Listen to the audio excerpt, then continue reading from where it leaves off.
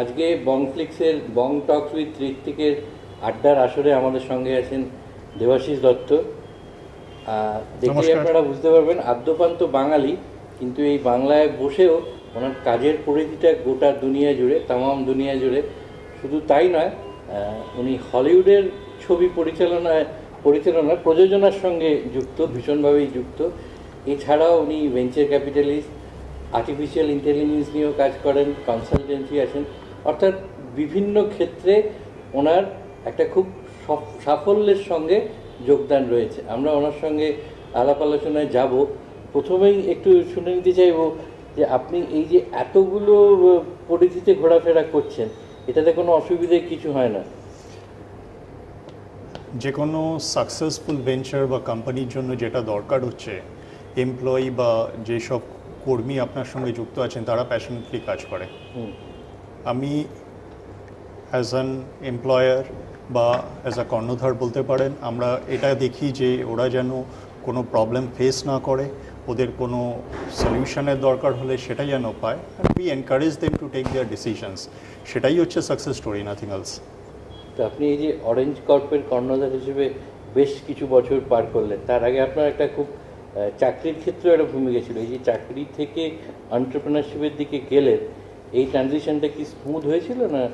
ট্রানজিশনে অনেক problem face করেছি। 2008 ওয়াজ এ ইয়ার যখন আপনি জানেন যে আমরা বিদেশে কাজ করি। ইউরোপ একটা আমাদের জন্য খুব বড় মার্কেট, ইউরোপে আমাদের ইনকিউবেশন সেন্টার্স আছে। 2008 কোথায় আছে? আমাদের ফ্র্যাঙ্কফার্ট জার্মানিতে আছে, আমাদের মিউনিকে আছে, প্লাস মালয়েশিয়াতে আমাদের কুয়ালালামপুরে আছে।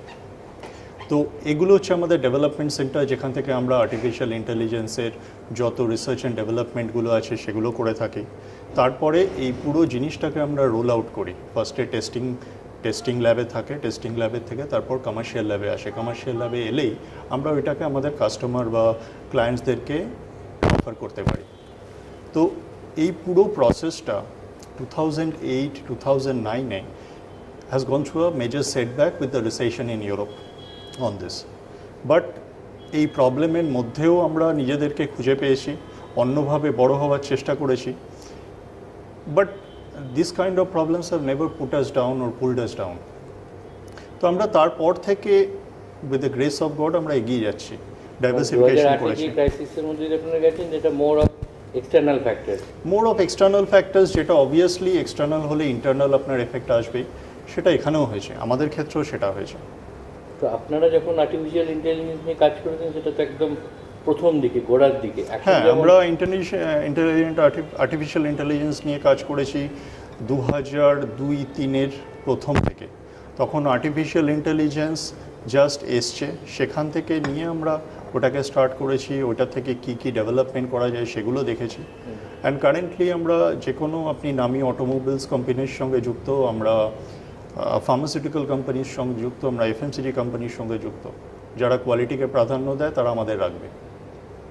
এই কাজটা কি পুরোটাই বাইরেই হয় না, কলকাতাতেও হয়? ডেভেলপমেন্ট পুরোই বাইরে হয়। আমরা ডেভেলপমেন্ট সেন্টার 3 জায়গায় রেখেছি। একটা হচ্ছে জার্মানি, একটা কুয়ালালামপুর, অ্যান্ড রিসেন্টলি আমরা হংকংয়ে স্টার্ট করেছি 2 বছর আগে।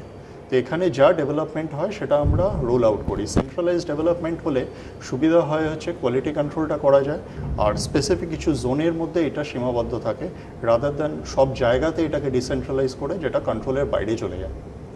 এটা কি একটু মানে আমার যা ধারণা একটু উল্টো হলো, অনেকে দেখি ডেভেলপমেন্ট সেন্টারটা এখানে রেখে মার্কেটিংটা গোটা দুনিয়া জুড়ে করে। আপনারটা দেখছি ডেভেলপমেন্টটাই বাইরে। না, কারণ আমাদের কোম্পানির ইনকর্পোরেশন বাইরে, আমরা চালু করেছি কোম্পানিটাকে বাইরে। আচ্ছা, কোম্পানি বাইরে চালু করেছি, তো সেই সূত্রে আমাদের বাইরে। আর বাইরে আমাদের যখন আর্টিফিশিয়াল ইন্টেলিজেন্সটা সেভাবে ইউরোপ তথা বিভিন্ন আদার ডেভেলপড ইকোনমিতে গড়ে উঠছিল, সেই সময় আমরা ওইটাকে ধরতে পেরেছি। সেটাই আমাদের সুবিধা। পুরো জিনিসটাকে যদি আমরা এটাকে ইন্ডিয়ায় নিয়ে আসা যেত, তাহলে ওটা আরও হট ভেঞ্চার ক্যাপিটালের ফোকাস এরিয়া। সেভাবে আমরা ওখানে যখন ইনভেস্টমেন্টটাকে করার চেষ্টা করি, তখন আমরা ওইটাকে বিভিন্নভাবে বিভিন্ন দিক থেকে আমরা একটা 360 ডিগ্রি অ্যাপ্রোচে ওটাকে স্টাডি করে দেখেছি এটা হচ্ছে একমাত্র বা অন্যতম একটা ইন্ডাস্ট্রি যেটার ডেভেলপমেন্টই হবে চট করে নেক্সট 20 বছর বা 30 বছরে কোনো স্ট্যাগনেন্সি দেখতে পাচ্ছি না। তো ওইভাবে আমাদের ওইখানে আসা, ফিল্ম প্রডিউস করা, ফিল্ম প্রোডাকশন হাউস হিসাবে কাজ করা, বাজেট স্যাংশন করা, প্লাস তাদের যাবতীয় যেসব হেল্প দরকার, রিসোর্সেস অ্যাপার্ট ফ্রম মানি, আপনার ম্যান পাওয়ার, ইকুইপমেন্টস, সেগুলো আমরা দিয়ে থাকি। তো ফিল্মের কাজটা কি মূলত ইন্ডিয়াতেই করেন, আপনি তো বাইরেও? ফিল্মের কাজ আমাদের পুরোপুরি বাইরেই হয়, এটা US centric, Hollywood centric, plus Europe centric. ইন্ডিয়াতে আমরা এখন এটাকে নিয়ে আসছি, যেগুলো আমাদের লার্নিং বাইরে আছে সেগুলো যদি আমরা ইন্ডিয়ার সঙ্গে কোলাবোরেট করতে পারি, India being the second largest film market in the world, সেটা যদি কোলাবোরেট করতে পারি, আমরা আগামী দিনে দেখছি যে অনেক উন্নতি আমরা হয়তো করতে পারবো, সেক্ষেত্রে এই ইন্ডাস্ট্রিরও অনেক উন্নতি হবে। তো হলিউডে কী কী ধরনের ফিল্ম প্রডিউস করে ফিল্মের কাজগুলো, যে ফিল্মের কাজগুলো করেন এগুলো কি মূলত দেশে না বিদেশে? হলিউডেও তো আপনি অনেক বই প্রযোজনা করেছেন। দেখুন, আমরা আমাদের অডিয়েন্স বুঝতে বলি গ্লোবাল অডিয়েন্স, আমরা চালু করেছি ইন্ডিয়া থেকে, মূলত যে প্রোডাকশন বা প্রডিউসিং করে থাকি সেগুলো দেশের বাইরেই করে থাকি। এগুলো কোলাবোরেটিভ প্রোডাকশন হয়, যেখানে আমরা আমাদের এক্সপার্টিজ দিয়ে আমরা রিসোর্সেস প্রোভাইড করি, বিট মানি, বিট আপনার man power resources, be it the equipments, যেটাই আছে, প্লাস ওদের বাজেট স্টাডি করি, বাজেটটাকে অ্যাপ্রুভ করি, করে তারপরে আমরা রোল আউট করি। তো we are one of the funders in that, যারা অ্যাকচুয়ালি এই পুরো ফিল্মটাকে একটা কন্ট্রোলের মধ্যে রাখার চেষ্টা করে। আচ্ছা, মানে শুধু নর্মালি প্রডিউসার বা প্রযোজনা যা বলতে বোঝায় টাকা দিয়ে দিলাম, সেই রোলের মধ্যেই আপনাদেরটা সীমিত না, এখানে আমি জাস্ট একটা পয়েন্ট অ্যাড করতে চাই, প্রডিউসার বা প্রোডাকশন মানেই যে শুধু টাকা দেবে এরকম কিন্তু না। সেই ধারণাটা হয়তো কিছু ক্ষেত্রে বিভিন্ন জায়গায় আছে, বাট যদি আপনি হলিউড, হ্যাঁ প্রচলিত আছে, বাইরে যদি আপনি দেখেন যে কোনো অ্যাডভান্স কান্ট্রি, ওখানে প্রডিউসার মানে সে হচ্ছে একজন যে পুরো রিসোর্সেসগুলোকে অ্যারেঞ্জ করছে, রিসোর্সের একটা পার্ট ফান্ডিং হিসেবে বা অন্য ম্যান পাওয়ার রিসোর্স হিসেবে বা ইকুইপমেন্ট রিসোর্সেস হিসেবে দিচ্ছে, আর পুরো জিনিসটা অর্গানাইজ করতে হেল্প করছে। আমরা ওই পার্টটাই করছি, আমরা কিন্তু শুধু ফান্ড বা শুধু ফিনান্সার হিসেবে না, ওখানে প্রডিউসার হওয়াটা একটা কোয়ালিফিকেশন। তো আপনি হলিউডে কিরম ধরনের ফিল্ম এখনো পর্যন্ত দেখুন, উল্লেখযোগ্য নাম যদি বলেন? বিভিন্ন বাজেটের ফিল্ম আছে, আমরা অনেকগুলো ফিল্ম করেছি, বিভিন্ন যেখানে নামি দামি আর্টিস্টও আছে, বাট মূলত যেটা করে থাকি সেটা হচ্ছে কন্টেন্ট ড্রিভেন ফিল্ম হবে, যেটা আমাদের পলিসির সঙ্গে যায়। সেটা ড্রামা হতে পারে, সায়েন্স ফিকশন হতে পারে, আপনার থ্রিলার হতে পারে, প্রত্যেক ক্ষেত্রেই আমরা একটি করে বই করেছি। সেখানে কিছু বইয়ে খুব নামি আর্টিস্টও আছেন, কিছু বইয়ে কোনো নবাগত আর্টিস্টও আছেন। ডিরেক্টরস আমরা ভালো চুজ করি, যাদের একটা প্যাশন আছে, যারা প্যাশনেটলি ফিল্মটার ওপর কাজ করবে উইদিন দ্যাট পেরিফেরি। নাম যদি বলেন? দেখুন, হেফলিক লিমিট হচ্ছে একটি ফিল্ম যেটা আমার খুব কাছে, যেটা 2017-এ আমরা বানাই। তার আগে আমরা স্যালি করেছি, তার আগে ইমিটেশন গেম করেছি, প্লাস 2017-তে আরেকটা বই করেছি। সেখানে একটা বইয়ে আমরা অ্যাজ আ পুরো প্রোডাকশনটাকে কন্ট্রোল করেছি, সেটা হচ্ছে অ্যারাইভাল। তো এরকম প্রচুর ফিল্ম আছে যেটা আমরা করেছি, সেভাবে গুনতে গেলে হয়তো 9 থেকে 10খানা ফিল্ম আমরা করেছি। সবই অরেঞ্জ কর্পের ব্যানারে? অরেঞ্জ কর্পের ব্যানারে। এখানেও তো আপনারা কিছু ছোট ফিল্ম বানিয়েছিলেন, যেগুলো একটি তো আমার মনে আছে যেটা কানে গিয়েছিল বলে। কানে ইনফ্যাক্ট আমাদের দুটো ফিল্ম গেছিলো, একটা 2016-তে, একটা 2017-তে। এগুলো হচ্ছে শর্ট ফিল্ম। বিভিন্ন ক্ষেত্রে কি হয়, শর্ট ফিল্মে একটা স্টোরি টেলিং আইডিয়া থাকে, ওই আইডিয়া থেকে নিয়ে আমরা ফ্রান্সে, যেহেতু আমরা মার্কেটুর ফিল্মের একটা পার্ট, সেভাবে আমরা ওইগুলো ইন্ডিয়ার যে স্টোরি আছে সেটাকে পোর্ট্রেট করার চেষ্টা করেছিলাম। এটা ফার্স্ট ফিল্ম না, এটা অ্যাকচুয়ালি ফার্স্ট ফিল্ম না, এটা আপনি বলতে পারেন আমরা যখন বাকি কাজগুলো করছি তার মধ্যে থেকে নিয়ে আমরা এখানে একটা ফিল্ম করেছিলাম। দুটো ফিল্ম করেছিলাম, একটা 2016-এ, একটা 2017-তে। এরকম আরও করার প্ল্যান থাকে? সেটা তো আছেই, কারণ এটা সাবজেক্টটা এন্ডলেস, প্রবাবিলিটি আছে। কোনো ভালো ইন্টারেস্টিং টপিক পেলে বা ইন্টারেস্টিং সাবজেক্ট পেলে ডেফিনেটলি করব। আপনার নিজের তো ফ্যাশন ফটোগ্রাফি নিয়েও ন্যাক বলুন, প্যাশন বলুন, এটা অনেক দিন থেকেই আছে। হ্যাঁ, ফটোগ্রাফি আমার হবি ছিল। সেক্ষেত্রে আমি যখন আমার 8 বছর বয়স, তখন থেকে আমি ফটো তুলি, যা পারতাম তারই তুলতাম ফটো। সেখান থেকে নিয়ে মানে আমি বিষয়ের অত বিষয়ের ছিল না, এটা আস্তে আস্তে ইন্টারেস্টটা ফ্যাশন ফটোগ্রাফির দিকে গেছে টু সাম এক্সটেন্ট। এইটাতেই আমি বিভিন্নভাবে হবিটাকে বাঁচিয়ে রাখার চেষ্টা করেছি, বিভিন্ন ইভেন্টের সঙ্গে যুক্ত ছিলাম গত 7-8 বছর ধরে। সেখানে অ্যাজ আ গ্রুমারও আমি কাজ করেছি। এবার এই ফ্যাশন ফটোগ্রাফি থেকেই আমি দেখেছিলাম যে মডেলস যারা ফ্যাশন ইন্ডাস্ট্রিতে আসতে চায় তাদের পুরো আইডিয়া থাকে না যে ওরা কোথায় স্টেপ ইন করতে যাচ্ছে বা কি করলে ওদের ভালো হবে। তো বিভিন্ন অর্গানাইজেশনের কাছে ওরা যায় যাদের কাছে ক্লু না পেয়ে they can come back to the square one where they have started from 3-4 years back. তো সবার কাছে পৌঁছানো সম্ভব না অ্যাট এ টাইম। আর with global emphasis on platform oriented e commerce, আমরা একটি e commerce educational platform develop করেছি যেটা গত 1 বছর ধরে অনলাইন রানিং হচ্ছে, যেটার নাম হচ্ছে modelsmust.com। এটা কি শুধু মডেলসদের জন্য? এটা Educative? এটা এডুকেটিভ প্ল্যাটফর্ম ফর মডেলস। এখানে যাবতীয় যে কোনো প্রশ্নের উত্তর অলরেডি দেয়া আছে, প্লাস রেগুলারলি আমরা এটাকে আপডেট করি নতুন কোয়েশ্চেন দিয়ে। প্লাস কোনো মেম্বার বা কোনো মডেল যদি কোনো কোয়েশ্চেন আমাদের এই ফোরামে করে সেটাকে আমরা আনসার করে থাকি। That's kind of FAQs for models. এফএকিউজ না, এফএকিউজ বললে ওটা অনেকটা সীমিত হয়ে যায়। এটাকে আমি বলবো একটা টিউটোরিয়াল যেটা এক্সাম্পল দিয়ে বুঝিয়ে দেয় জিনিসগুলোকে, কি করলে কি হবে, কখন এজেন্সির কাছে যাবে। কারো যদি হাইট কম থাকে সে মডেলিং করার জন্য ডিজায়ারেবল ক্যান্ডিডেট কিনা, কারো যদি কমপ্লেকশনে কোনো ডিফারেন্স থাকে, কোনো কাস্ট থাকে, এটা কাস্ট বর্ণ এইসব নির্বিশেষে এটা একটা পোর্টাল যেখানে যে কেউ লগ ইন করতে পারে, যে কেউ লগ ইন করে ওটা দেখতে পারে। যদি মেম্বার হতে চায় ওখানে মেম্বার হওয়ার অপশান আছে। তো everything is there in itself. তাছাড়াও যদি কারো কোনো প্রশ্ন থাকে তারা ওখানে জিজ্ঞেস করতে পারে। আমাদের ফোরাম থেকে ওটাকে 24/7 আনসারিং করা হয়। এর পুরো ব্যাক এন্ড সিস্টেমটা আমরা জার্মানিতে মেনটেন করি, তো পুরো ডেটাবেসটা জার্মানিতে মেনটেন হয়। এটাও ল্যাঙ্গুয়েজ নিউট্রাল, মানে এটা ইংলিশে, anywhere across এটা the world. ইংলিশে। যদিও এটা আমরা ইন্ডিয়াতে বেশি প্রমোট করছি, বাট এটা anywhere in the world any model can take a lesson out of it. আপনার আর একটা পরিচয় ভেঞ্চার ক্যাপিটালিস্ট। তো এই ভেঞ্চার ক্যাপিটালিস্ট হিসেবে কাজ করতে গিয়ে ধরুন এমন একটা সময় আমি কাজ করছেন যখন স্টার্ট আপ ইকোসিস্টেমটাও গ্রো করছে ইন্ডিয়া। তো আপনার অভিজ্ঞতাটা কীরকম, মানে হাউ ডু ইউ সি যে ইন্ডিয়ান স্টার্ট আপ ইকোসিস্টেমটা কীভাবে গ্রো করছে, বা আর কি হলে ভালো হতো? দেখুন, একটু এটাতে ডিফার করব আমি। স্টার্ট আপ ইকোসিস্টেমটা ইন্ডিয়া হয়তো ডেভেলপ করছে, কিন্তু যদি আপনি অ্যাজ আ স্টার্ট আপ দেখেন, যতগুলো না স্টার্ট আপ নতুন ক্রিয়েট হচ্ছে তার থেকে বেশি স্টার্ট আপ ক্লোজারে যাচ্ছে। অনলি বিকজ এর প্রচুর স্টার্ট আপ না জেনে এন্টারপ্রেনিয়াররা খুলে ফেলেছে, ঝাঁপিয়ে পড়েছে। তার একটা কারণ হচ্ছে ভেঞ্চার ক্যাপিটালিস্ট আসবে, ওরা বিজনেসটা দেখে টাকা দেবে, লস হোক কি প্রফিট হোক কোনো ব্যাপার না, আমরা করব, আফটার সাম টাইম আমরা ওটাকে বিক্রি করে দেবো। কিন্তু অ্যাকচুয়ালি সেটা হয় না।